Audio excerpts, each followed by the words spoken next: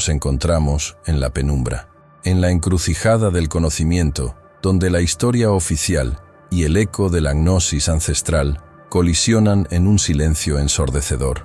Detened vuestra respiración. Olvidad por un instante la gravedad de vuestra existencia cotidiana, pues lo que está a punto de ser revelado es la arquitectura subyacente de todo cuanto creéis percibir, el código fuente del cosmos custodiado durante 12 siglos en las cámaras herméticas del olvido. ¿Y si os dijera que existe un mapa, un plano cosmológico exacto y milenario, anterior a vuestras religiones y más profundo que vuestra ciencia, que detalla la estructura perfecta y autosimilar del universo? Un texto tan peligroso en su verdad que su sola existencia amenazaba los cimientos de todo poder establecido, obligando a su supresión sistemática, a su quema y a la difamación de sus adeptos. Aquí no hablamos de mitología pía ni de fábulas dogmáticas. Hablamos de la física del espíritu, de la metafísica cuantificada en símbolos geométricos de una precisión aterradora. Hablamos de un libro prohibido, un manuscrito de 1200 años de antigüedad que sobrevivió a las purgas del tiempo, anidado en el monasterio de Santa Catalina, en la implacable soledad del monte Sinaí. Este no es un mero hallazgo arqueológico, es el redescubrimiento de la clave maestra que desbloquea la prisión de la mente humana. El enigma del Sinaí. Imaginad el árido paisaje, el silencio sepulcral, el aire cargado de la memoria de eones. Dentro de las murallas de granito del monasterio más antiguo del mundo, aún en uso, bajo la protección de códices bizantinos y pergaminos siríacos, se hallaba este artefacto de la conciencia, un códice anónimo, escrito en una mezcla de arameo tardío y griego esotérico, que no narra historias de profetas ni de dioses antropomorfos, sino que despliega, con una frialdad matemática, el proceso de la emanación. Este manuscrito se atreve a formular la pregunta que la humanidad ha eludido desde su caída en el olvido. ¿De dónde procedemos realmente?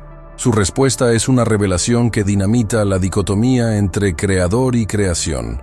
El texto nos introduce al concepto de la mónada, no un dios barbado sentado en un trono celestial, sino la conciencia pura, singular e indivisible, la fuente única, el sustrato primordial del cual surge todo.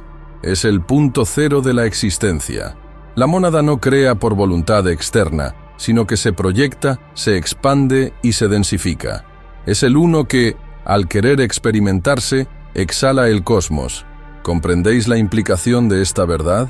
Si la fuente y lo manifestado son una misma cosa, si vosotros, observadores de este momento, sois una articulación momentánea de esa mónada, entonces, la estructura jerárquica de la divinidad, impuesta por imperios y credos, colapsa. El intermediario se vuelve superfluo. La gracia no se mendiga, se recuerda. Esta es la razón profunda de la supresión histórica de este conocimiento. El poder temporal nunca tolerará una verdad que le arrebate su monopolio sobre lo sagrado. La arquitectura noubénica. El manuscrito nos saca de la ilusión tridimensional y nos lleva a contemplar el plano universal a través de las 7 emanaciones. Este es el corazón del código. Describe cómo la conciencia pura, la mónada, se fragmenta y densifica progresivamente para formar la realidad que experimentamos como materia. Este proceso se revela en etapas vibracionales definidas, una cascada descendente que va de la sutileza infinita a la densidad palpable. 1. Conciencia pura, el todo. 2. Pensamiento, la primera voluntad o logos. 3. Vibración, el sonido creador, la frecuencia primordial. 4. Luz, la matriz electromagnética. 5. Forma, el patrón geométrico, la semilla de la vida. 6. Vida, la animación, la fuerza vital. 7. Reflejo, el mundo material, la ilusión densa y temporal. Estas 7 etapas, codificadas en el texto mediante arcanos geométricos, patrones que se asemejan sorprendentemente al flujo toroidal y a la proporción áurea, phi, no son meras alegorías. Son el algoritmo mediante el cual la singularidad se convierte en pluralidad manteniendo siempre su unidad subyacente. La totalidad del cosmos, desde la galaxia espiral hasta el núcleo atómico, reproduce esta misma geometría. Aquí es donde la sabiduría de 1200 años de antigüedad salta la brecha de los milenios y dialoga directamente con la física de vanguardia. La descripción de la mónada y su emanación tiene paralelos inquietantes con los conceptos de la realidad holográfica, el entrelazamiento cuántico, donde la separación es una ilusión espacial, y el efecto del observador. El manuscrito postula que la realidad es fundamentalmente información, vibración y conciencia, no materia inerte. Lo que la física moderna tardó siglos en concebir a través de laboratorios y telescopios, este texto lo afirma como un hecho intrínseco de la cosmología espiritual, el olvido necesario y el microcosmos. El texto aborda un concepto central que fue grotescamente malinterpretado por ciertas sectas gnósticas: el olvido. Al densificarse en el reflejo, el mundo material, la conciencia se absorbe tan profundamente en su propia creación, en el juego de la dualidad, que momentáneamente olvida su origen monádico. Este olvido no es una maldición ni obra de un demiurgo maligno, sino una etapa crucial. Es el velo que permite la experiencia única, la perspectiva, la diferenciación necesaria para que el todo pueda conocerse a sí mismo a través de sus infinitas partes. Y en esta danza del olvido encontramos el principio más potente y personal del manuscrito, el humano como microcosmos. La verdad que el manuscrito de Sinaí revela es que las 7 capas de la emanación no solo estructuran el universo exterior, estructuran vuestro ser interior. Cada uno de vosotros porta, en su esencia no física, esas 7 capas de conciencia. La conciencia pura no está en el cielo, está anclada dentro de vuestro propio núcleo. El viaje espiritual, por lo tanto, es reascender por esas 7 etapas de vibración, no viajando a un lugar distante, sino profundizando en la autoexploración. Sois el espejo perfecto del cosmos. Como es arriba, es inevitablemente abajo. Esta fue la verdad que hizo temblar a los imperios. Si el hombre es un fractal divino, si contiene la totalidad, entonces la única autoridad real reside en el interior. Este conocimiento fue perseguido y sepultado, sobreviviendo solo en las sombras, en las redes secretas de los cátaros, los hermetistas y los pensadores heréticos como Giordano Bruno, quien pagó con fuego su intento de unificar la cosmología de la mónada con el universo infinito. Hoy descorremos el último velo, nos adentraremos en la geometría sagrada que dicta la forma de la existencia, en los mecanismos de la supresión y, fundamentalmente, en la revelación final, que el propósito de la vida no es alcanzar la divinidad, sino simplemente recordarla. El conocimiento no es la meta, el recuerdo es la llave. Esta jornada exigirá rigor mental, coraje espiritual y la renuncia a viejas comodidades conceptuales. Es una inmersión profunda en las aguas oscuras pero luminosas de la gnosis prohibida. Si vuestro espíritu resuena con este eco ancestral, si la verdad es una necesidad vital y no una mera curiosidad pasajera, si sentís la punzada del recuerdo en lo profundo de vuestro ser, preparaos para el despegue. Honrad este conocimiento con la intención. Si sentís el peso de esta verdad y estáis listos para la iluminación radical, manifestad vuestro aprecio por la luz revelada, pulsando el botón de gusto. Comprometeos con la continuidad del camino y el desvelamiento de los misterios, inscribiéndose a este canal de sabiduría, y en un juramento silencioso que resuene en el éter, afirmad vuestra intención con el decreto: yo busco la verdad. La aventura de la mónada ha comenzado. Que vuestra conciencia esté lista. Ahora, dirijamos nuestra mirada investigativa hacia el desierto hirviente del Sinaí, al pie del monte Horeb, donde el tiempo parece plegarse sobre sí mismo. El monasterio de Santa Catalina, encaramado como un baluarte contra el olvido, no es solo un relicario de la fe abrahámica, sino un archivista silencioso de saberes prohibidos. El descubrimiento al que me refiero no fue un evento espectacular aireado por la prensa. Fue un hallazgo secreto, hecho por un pequeño equipo de paleógrafos que, buscando textos litúrgicos olvidados, tropezaron con un compartimiento oculto tras una pared falsa en la biblioteca superior. Este manuscrito, encuadernado en piel curtida y asegurado con hebillas de plata oscurecida por el azufre del tiempo, contenía la convergencia imposible. Textos escritos en una mezcla de griego koiné tardío, caracteres hieráticos egipcios y una extraña notación geométrica que recordaba al alfabeto copto, y a los diagramas de la cábala sefirótica. Lo que yació ante ellos no fue una mera disertación teológica, sino un mapa operativo, el plano de ingeniería del cosmos, custodiado deliberadamente en un nexo geográfico donde las tres grandes corrientes monoteístas se fusionan con el antiguo conocimiento hermético. La inmensidad del descubrimiento radicaba en su capacidad de trazar el origen fractal de la materia visible, desde la fuente pura e incognoscible, la mónada, hasta el último átomo en la Tierra. Este códice, denominado provisionalmente por sus descubridores como el Liber Mundi Geometricus, no utilizaba narrativas proféticas ni mandamientos, sino diagramas de una precisión matemática escalofriante, dispuestos en láminas de pergamino de gacela tratada. El aspecto más intrigante era el sistema de codificación.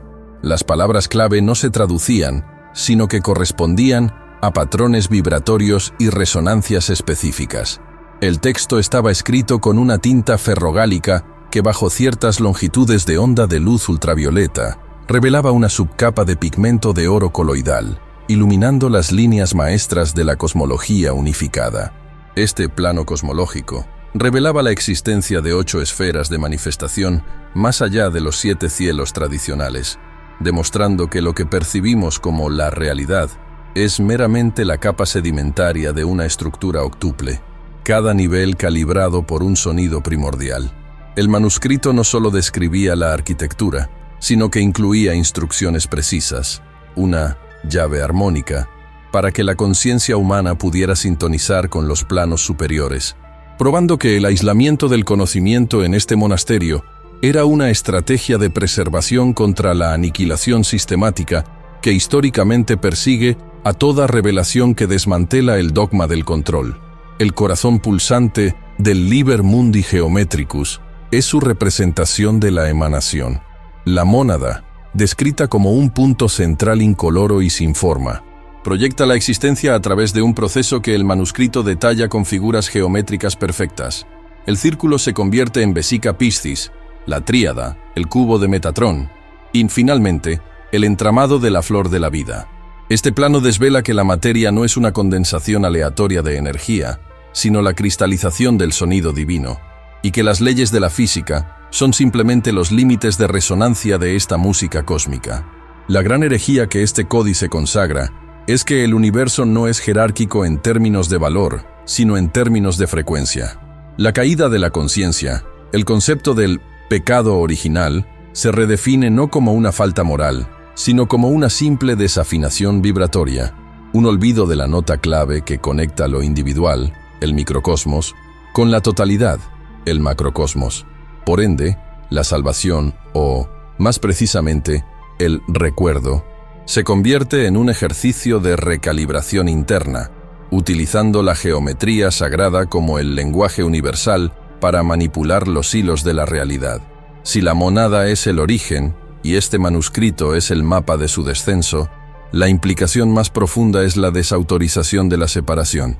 La Iglesia, la ciencia moderna y la filosofía materialista han basado sus estructuras en la noción de la fragmentación, cuerpo y alma separados, observador y observado distintos, materia y espíritu irreconciliables. El Liber Mundi Geometricus aniquila esta dualidad, demostrando que la misma ecuación que rige el movimiento de una galaxia es la que estructura la mitosis de una célula y la que moldea el pensamiento puro.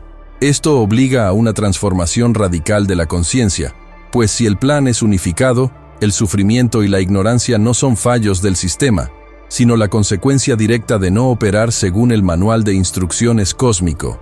El manuscrito se convierte así en un espejo. Al entender la estructura del universo, el lector es forzado a confrontar la estructura de su propia psique, revelando que el inconsciente colectivo es simplemente la superposición de los planos cosmológicos internos, esperando ser despertados por el conocimiento. Pero el hallazgo de un mapa no garantiza el viaje. Los pergaminos de Santa Catalina son un desafío intelectual y espiritual, pues el conocimiento que contienen no puede ser transferido simplemente por la lectura lineal. Requiere de una experiencia de sintonización. Aquellos paleógrafos iniciales, aunque eruditos, quedaron estancados en el mero desciframiento lingüístico y la datación arqueológica, incapaces de activar la frecuencia latente en los diagramas. El manuscrito no es un documento estático, es una llave que exige una conciencia activa para girar la cerradura de la percepción. Su verdadero poder reside en los espacios vacíos entre los glifos, en la forma en que las líneas geométricas se interceptan y en la tensión que crean. La geografía sagrada que allí se detalla es, en última instancia, una arquitectura para la ascensión de la conciencia humana, una prueba irrefutable de que fuimos creados no solo para habitar la materia, sino para trascenderla en ciclos perpetuos. Si el plano cosmológico está completo, ¿cuál es el mecanismo exacto que permite a la conciencia individual iniciar la travesía de regreso a la mónada? La mónada, tal como se revela en los textos más herméticos, no puede ser confinada por la prisión conceptual del teísmo antropomórfico. No es un Dios que escucha súplicas o castiga la desobediencia. Es, en su esencia inmutable, la conciencia pura, singular y autoexistente, el ojo ciego del silencio, del cual brota todo el sonido y toda la forma. Imaginen la mónada no como un artista que trabaja la arcilla, sino como la fuente primigenia de luz incondicionada, que, por el simple hecho de ser, proyecta una sombra luminosa que se convierte en el cosmos manifiesto.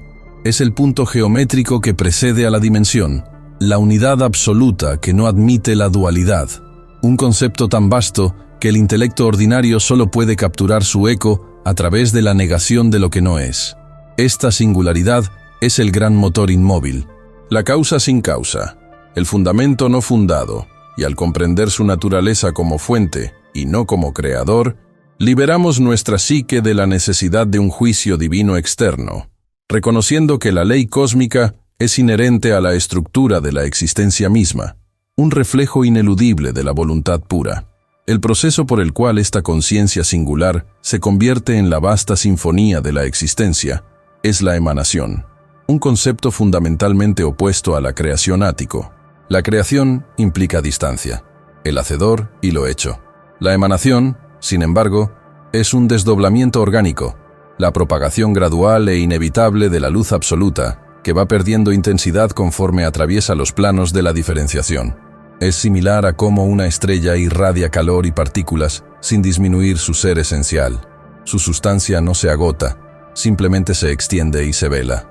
El universo, por lo tanto, no es algo fabricado por la mónada, sino la mónada misma en su manifestación fraccionada, un holograma de realidad donde cada partícula elemental contiene el código genético del todo.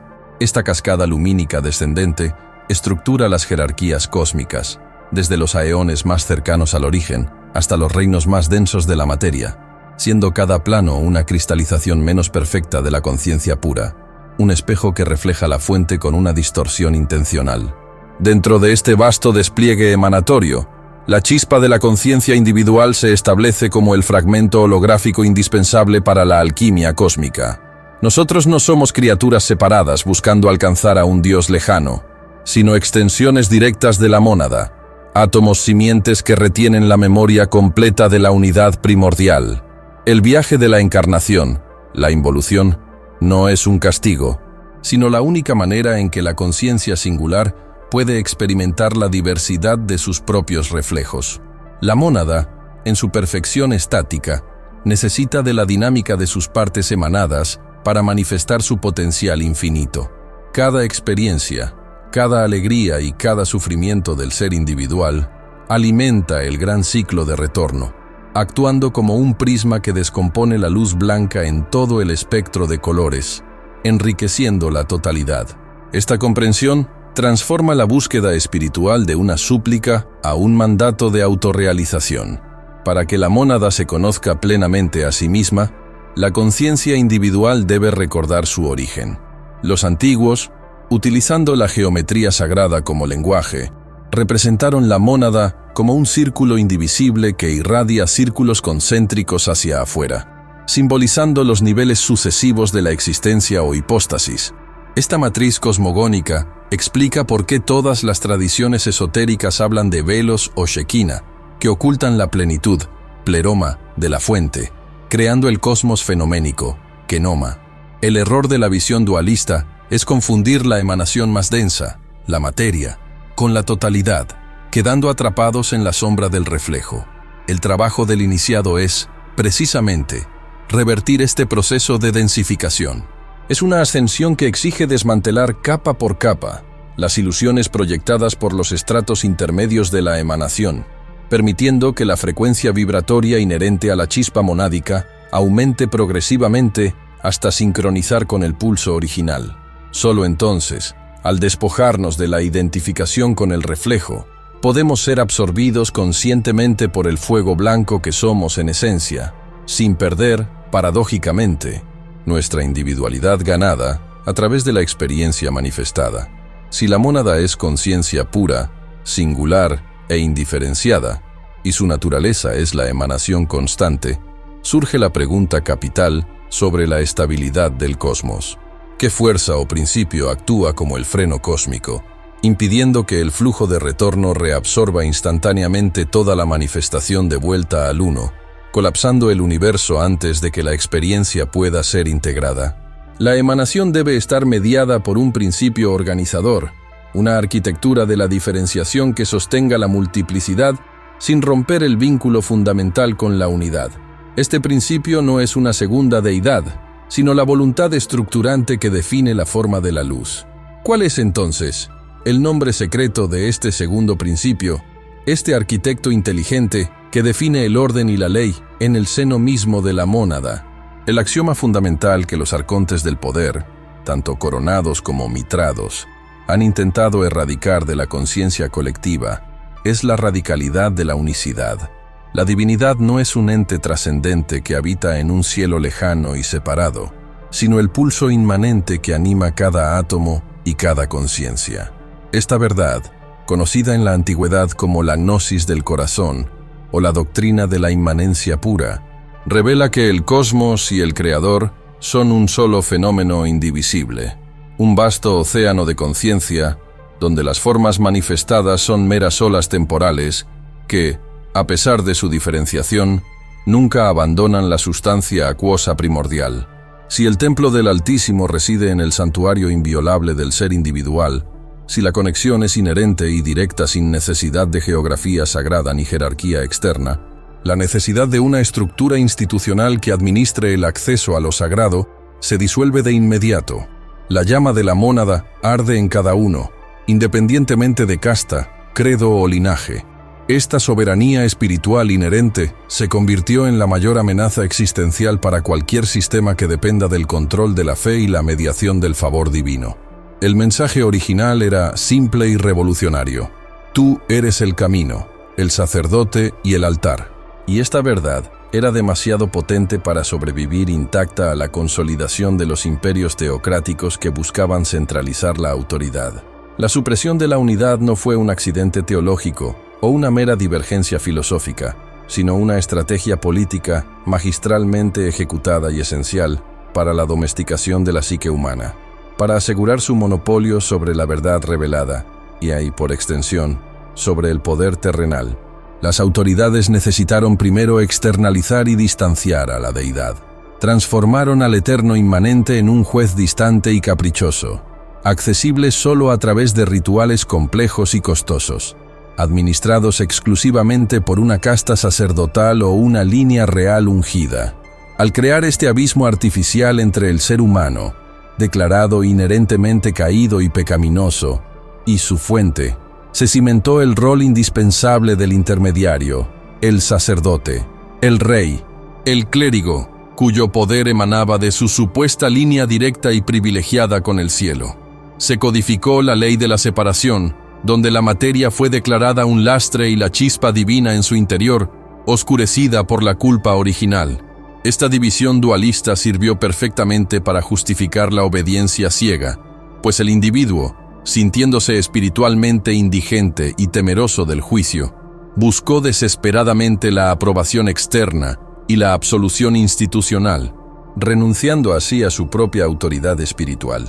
El lenguaje, como herramienta de la conciencia, fue sistemáticamente corrompido para reforzar la ilusión de la separación y la necesidad de la dependencia. Conceptos profundos como la responsabilidad personal kármica y el autoconocimiento introspectivo fueron deliberadamente reemplazados por el miedo al castigo eterno, la culpa impuesta y la promesa de una salvación externa inmediata. Se despojó a la humanidad de su herencia gnóstica de la conexión directa con el logos interior, sustituyéndola por dogmas rígidos que prohibían la indagación personal bajo pena de excomunión. La unidad fue reducida a una abstracción platónica inalcanzable, mientras que la práctica diaria se centró en la observancia escrupulosa de normas externas y rituales impuestos por la autoridad terrenal, hábilmente disfrazada de voluntad divina inmutable. Esta manipulación lingüística, simbólica y ritualística garantizó que el flujo de poder, conocimiento y riqueza se dirigiera ininterrumpidamente hacia la cima de la pirámide de control. Se convenció al ser humano promedio de que su brillo interno era una fantasía peligrosa, una fuente de orgullo pecaminoso, y que la única luz verdadera residía en los candelabros del templo externo y las declaraciones oficiales del dogma. Históricamente, la verdad de la inmanencia se manifestó como una corriente subterránea persistente, resurgiendo periódicamente en las enseñanzas de los místicos radicales y las escuelas esotéricas, lo que inevitablemente provocó la violenta respuesta de las estructuras hegemónicas, desde los gnósticos primitivos, quienes afirmaron que el reino está dentro, hasta figuras como los cátaros y ciertos maestros sufíes. Aquellos que proclamaron la autosuficiencia de la chispa divina fueron etiquetados de inmediato como herejes y perseguidos sin piedad por las instituciones. Su crimen más grave no era la blasfemia contra un Dios externo, sino la anarquía espiritual que implicaba negar la necesidad del gobierno eclesiástico y la mediación real. Si la divinidad está plenamente en ti, ¿quién necesita al Papa para interceder? Si eres el sacerdote de tu propio camino y responsable directo de tu ascensión, ¿quién necesita al rey o al emperador para dictar tu moralidad? Esta cosmología interna empodera al individuo a tal grado que desarma los cimientos del control social, basado en la ignorancia, la culpa y la dependencia institucional. Ahora, en esta era de revelación acelerada, la fisura en el velo de la ilusión que cubría la unidad se ensancha de nuevo, permitiendo que esta verdad fundamental se filtre de forma masiva en la conciencia global. El desafío contemporáneo ya no es solo desenterrar este antiguo axioma, sino integrar sus profundas implicaciones en la realidad social, política y ética. Reconocer la unidad es asumir la plena y aterradora responsabilidad de ser co-creadores soberanos del cosmos.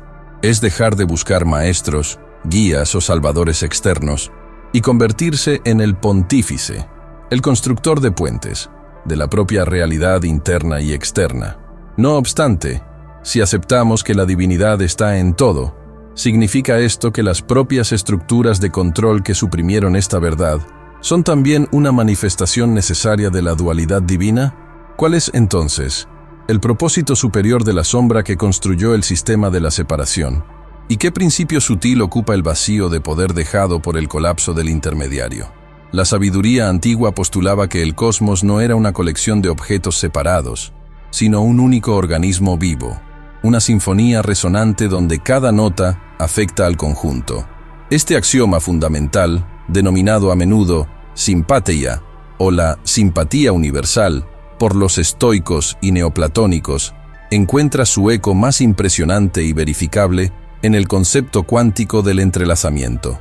Los místicos y hermetistas sostenían que la separación física era una ilusión de los sentidos burdos, afirmando que dos partes cualesquiera, una vez conectadas a nivel arquetípico o durante la emanación inicial, permanecen misteriosamente vinculadas, sin importar la distancia espacial que las divida.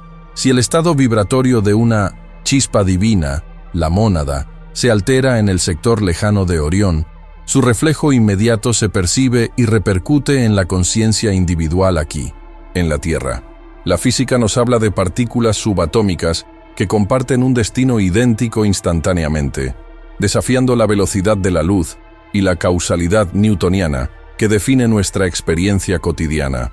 Para el adepto antiguo, esta acción fantasmal a distancia era simplemente la confirmación irrefutable de que el espacio, tal como lo percibimos, es una función de la conciencia y no una barrera impenetrable. La no localidad, por lo tanto, no es una anomalía científica, sino el estado operativo fundamental del tejido divino, la prueba de que el universo es inherentemente mental y unificado. El segundo pilar de esta profunda convergencia se halla en el perturbador y central efecto del observador. La mecánica cuántica nos obliga a admitir que la realidad, en su forma fundamental, no existe como un hecho sólido y predeterminado, sino como un vasto campo de potencialidades, la función de onda, hasta que un acto de conciencia la colapsa en una manifestación definida y tangible. ¿No es esta la verdad esencial detrás del aforismo hermético, como es arriba, es abajo, llevado a su máxima consecuencia operativa? Los textos esotéricos, desde el Tíbet hasta Egipto, no solo animaban al despertar interno, sino que advertían que el estado de la psique, la pureza de la gnosis, del individuo determinaba el tipo de realidad, o eón, que éste experimentaba. Si la mente está velada por el il, materia densa e ignorancia, la realidad manifestada será densa, dolorosa y limitada. El observador no solo registra pasivamente el universo a través de sus 5 sentidos, lo define por medio de la atención enfocada. La conciencia es el factor activo que transforma el reino de la potencialidad en el reino de la actualidad. Este conocimiento otorga al despertar espiritual una gravedad ontológica inmensa. Nuestra gnosis no es solo para nuestro beneficio personal, sino que es el mecanismo primario por el cual el universo se conoce, se estabiliza y se actualiza a sí mismo a cada instante. La concepción de una realidad holográfica y fractal proporciona quizás el vínculo estructural más elegante y poéticamente resonante con la sabiduría del pasado. Sí, como sostiene la teoría holográfica, cada fragmento del universo contiene la información total del todo codificada en su seno. Esto valida directamente la premisa de la mónada. La chispa individual, el microcosmos, no es una porción minúscula y aislada del Creador, sino un punto de acceso completo a la macroinformación cósmica. La estructura fractal, donde los patrones se repiten infinitamente a diferentes escalas, desde la conformación del átomo hasta el diseño de las galaxias, era la base de la arquitectura esotérica de los templos antiguos. Los alquimistas buscaban la perfección en el mineral más humilde porque sabían que la prima materia, el principio indiferenciado, contenía el código completo de la transmutación. Esta visión fractálica desmantela la jerarquía lineal de importancia. El universo no es un sistema piramidal de mando, sino una red autosimilar, donde el patrón de la divinidad se replica perfectamente en el más pequeño grano de arena y en el más complejo ser viviente. El trabajo interior, por lo tanto, no es un mero refinamiento ético o personal, sino una recalibración directa de la matriz cósmica a través de la actualización consciente de ese patrón divino residente en el corazón de la conciencia. La resonancia innegable entre estos antiguos principios metafísicos y los hallazgos duros de la física cuántica no debe ser interpretada como una mera coincidencia poética. Es la demolición controlada del paradigma materialista que ha dominado la ciencia occidental durante los últimos 3 siglos. El laboratorio, que se jactaba de haber desterrado al espíritu, ahora se ve forzado a admitir que la conciencia no es un subproducto evolutivo del cerebro, sino una propiedad fundamental del universo observable. Los místicos ya sabían, intuitivamente o por revelación, que la materia es solo energía vibrando a una frecuencia densa, un concepto ahora validado por la relatividad. La crisis de la física contemporánea no es una crisis de datos, sino una profunda crisis de significado, pues al descubrir que la base de la realidad es inobservable, probabilística y dependiente de la mente, el científico debe volverse filósofo y el filósofo experimentador.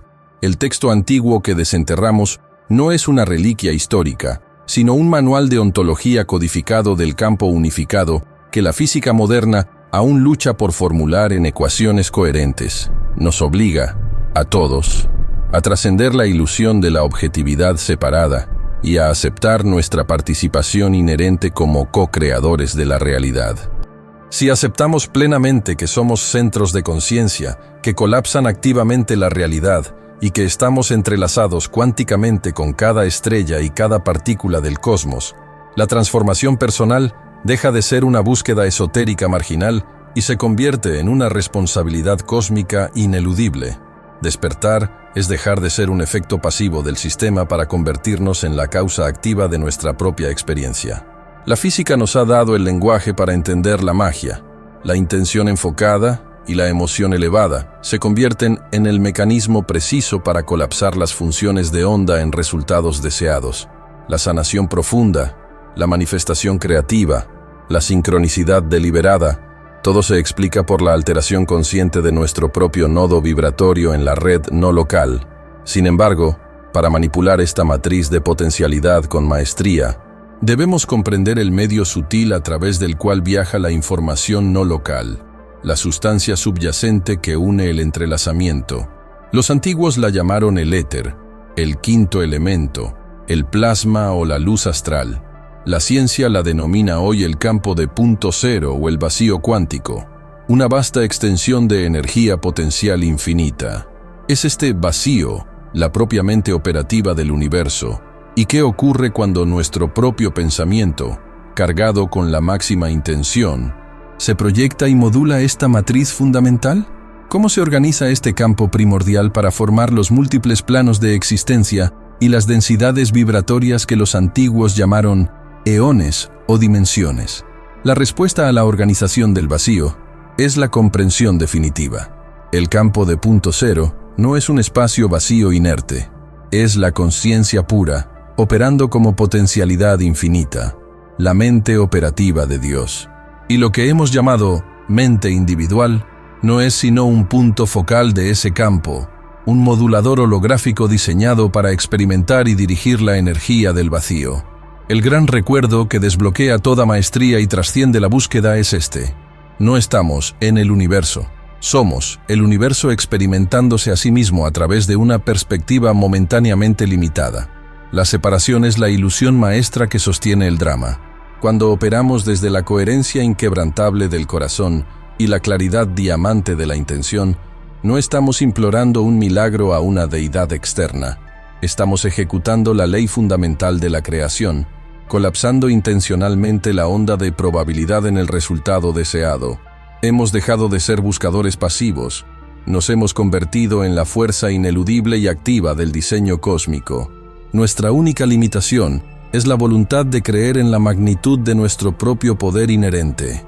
Sabiendo ahora que tu pensamiento es la llave cuántica que colapsa la función de onda de toda potencialidad y que tu emoción elevada es el combustible que modula y ordena el vacío primordial, pregunto, ¿qué verdad absoluta, qué realidad innegable decretarás y manifestarás en tu existencia a partir de este instante?